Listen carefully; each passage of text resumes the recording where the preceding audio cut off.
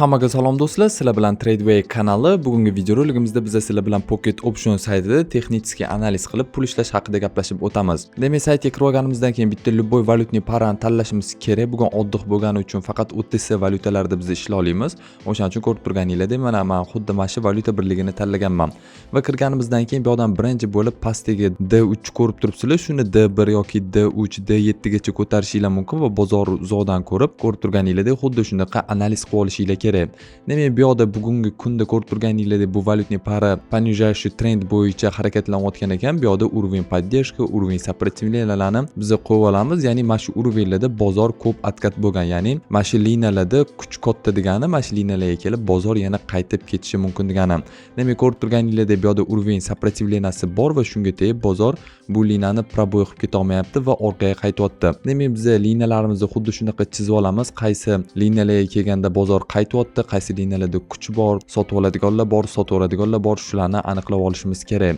Demak, undan keyin biz bemalol bu yoqdan mana 1 minutlik time frame ga o'tib, keyin сделкаlar ochsak bo'ladi. Ko'rib turganinglardek 1 minutlik switchda bozor tepaga kelgan va maksimumga tegib, уже sekin pastga ketyapti. Kelinglar, shu yoqda biz 3 daqiqadan ikkita сделка ochib qo'yamiz, chunki bozor sekin-sekin pastga ketishi kerak. Demak, ikkita сделка ochib qo'ydik. Hozir balansimizdan 10% bo'lib qolibdi. Buni summaliga o'girib qo'yishimiz kerak. Demak, $10 ga qo'yamiz. Ko'rib turganinglardek bozor sekin pastga yurishni boshlayapti.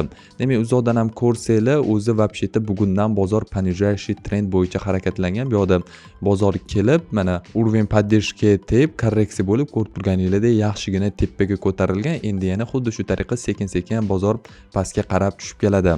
Demak, traders bo'limiga o'tamiz. Сделкаlarimiz yopilishiga 2,5 minut bor va o'tsa bittasi 22, bittasi $25 bizga pribel olib keladi. Demak, endi bu сделкаlarimiz o'tguncha biz boshqa valyutni paraga o'tib ko'ramiz. Ya'ni boshqa valyutni parada ham yaxshi vaziyat bo'lsa, biz bemalol сделка ochishimiz mumkin. Demak, aytib o'tganimdek, biz D1 ga o'tishimiz kerak, bozorni uzoqlashtiramiz va bu yoqdan уровень поддержки, уровень сопротивленияларni qo'yib olishimiz kerak.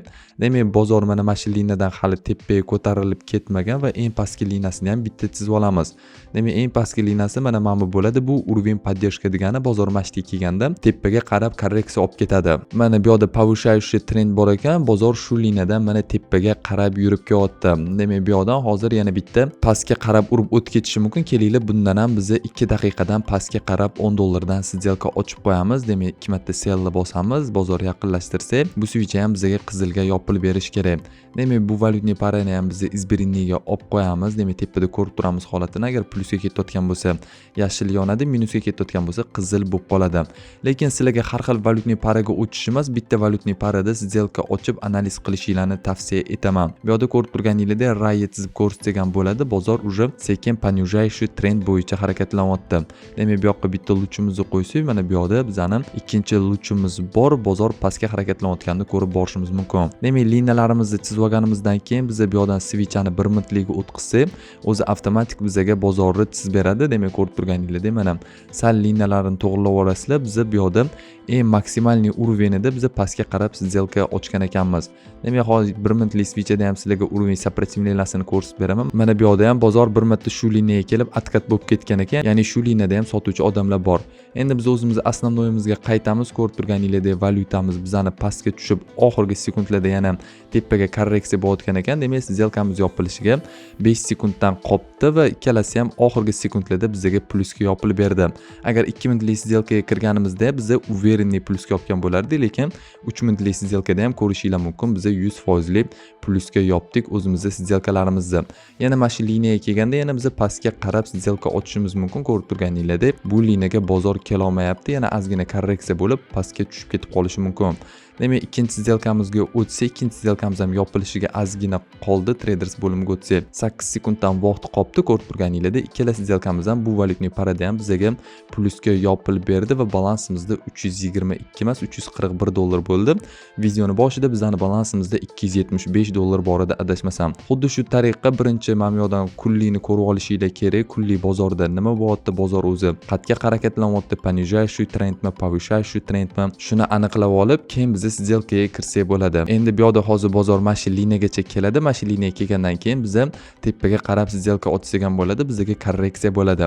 Demak, keyingi valyutniy paramizga o'tamiz. Bu yoqda ko'rib turganingizdek 2 kunlik, 3 kunlikni olsak, nega biz pastga qarab сделкаga kirdik? Boya aytib o'tgandek, bozor korreksiya bilan tepaga yurib bergan va ko'rishinglar mumkin. Bizning liniyamizga tegib, uje sekin bozor pastga yurib berish kerak.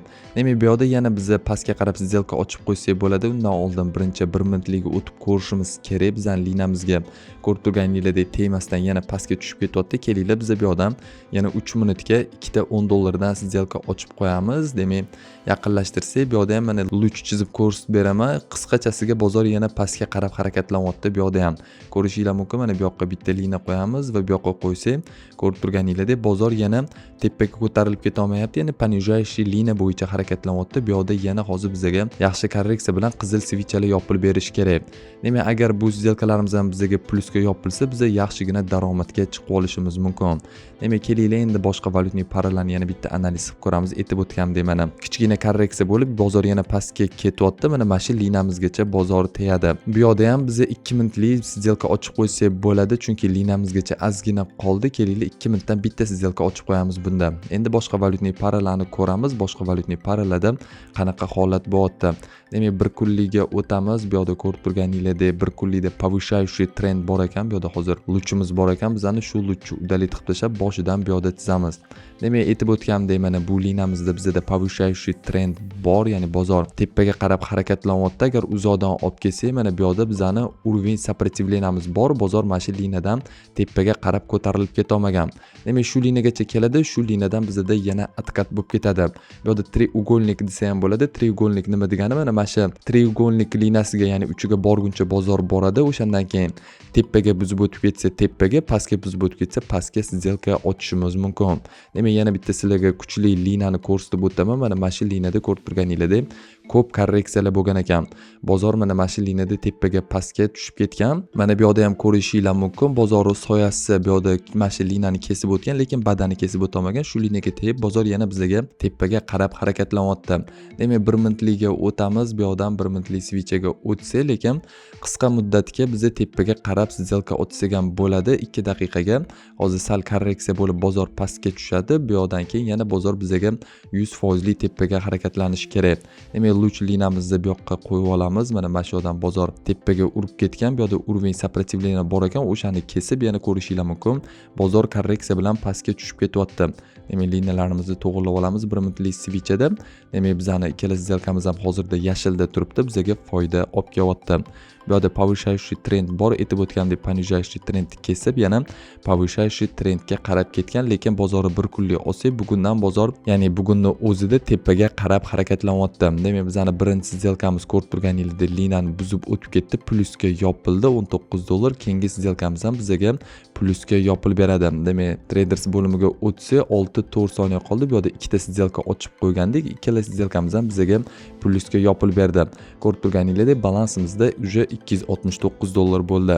Demak, bugunga qilgan foydamiz yetadi. $90 dan ko'p foyda qildik bugunga. Xuddi shunaqa o'zingizlar ham kirib 1 kunlik, 2 kunlik texnik analiz qilib liniyalarni qo'yib olib сделкаga kirishinglarni tavsiya etaman. Eng zo'r vaziyat bizda bunaqa bizga chizgan liniyalarga teganda korreksiya bo'lishiga, ya'ni откат bo'lishiga biza сделкаlarga kirsak bo'ladi. Sizlarga maslahatim shu liniyalarga tegishni kutib ishlasanglar, sizlarning daromad olish foizinglar ancha yuqori bo'ladi, chunki shu liniyalarga tegib bozor откат bo'ladi. Agar sizlarga yana ham ko'proq ma'lumot kerak bo'lsa, bizning Telegram kanalimizga obuna bo'lib qo'yinglar. Telegram kanalimizda ham bu haqida, ya'ni bu sayt haqida ko'proq ma'lumot berib o'tamiz. Demak, Telegram kanalimiz silkasi opsiyasida bo'ladi. O'tib bemalol obuna bo'lib qo'yishinglar mumkin. Demak, video yoqqan bo'lsa, videoga like bosib, kanalga obuna bo'lib, bizani qo'llab-quvvatlab borasizlar degan umiddamiz. Keyingi videolarda ko'rishguncha xayr, sog', salomat bo'linglar.